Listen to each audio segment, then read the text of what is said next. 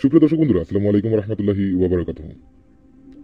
তো আজকে আপনাদেরকে খুব সহজ একটি বশীকরণ দেবো, কার্যকরী এবং শক্তিশালী একটি বশীকরণ।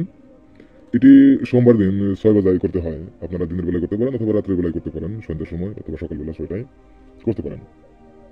তো একটি কাজ করতে হবে, 2 রাকাত নফল নামাজ পড়তে হবে। 2 রাকাত নফল নামাজ পড়ে নেবেন এবং জানাজাতে বসে থাকবেন। তারপর অবশ্যই নিজের শরীরটাকে বন্ধ করে নেবেন। এবার নিজের শরীরটাকে বন্ধ করে নিলেন। এবার কি করবেন আপনারা?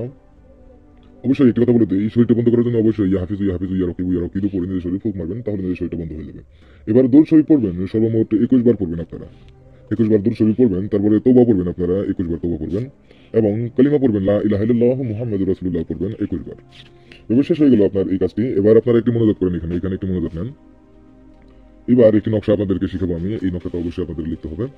তো নকশাটা কিভাবে লিখবেন এখানে দেখে নেন। আমি নকশাটা আপনাদেরকে খুব সুন্দর করে এখানে লিখে দেখাবো।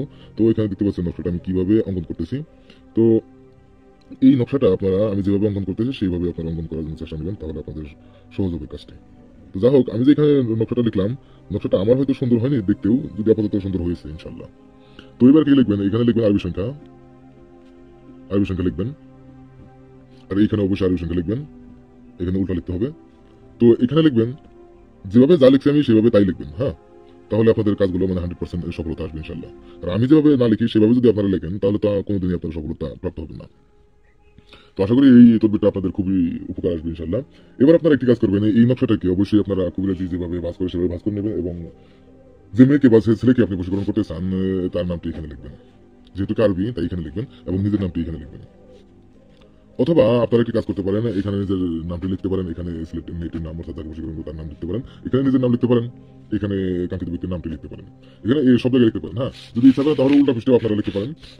যদি এখানে মেয়েটির নাম লিখছেন তাহলে উল্টা পৃষ্ঠে এখানে আপনাদের ছেলেটির নাম লিখবেন, তাহলে নামে নামে মিলে যাবে।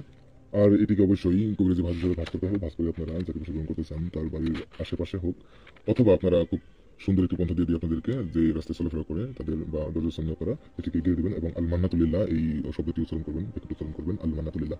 এবার আপনারা একটি কাজ করবেন, 21 বার দরুদ ইব্রাহিম পাঠ করে নেবেন, তাহলে আপনাদের কাজ সমাপ্ত হয়ে গেল।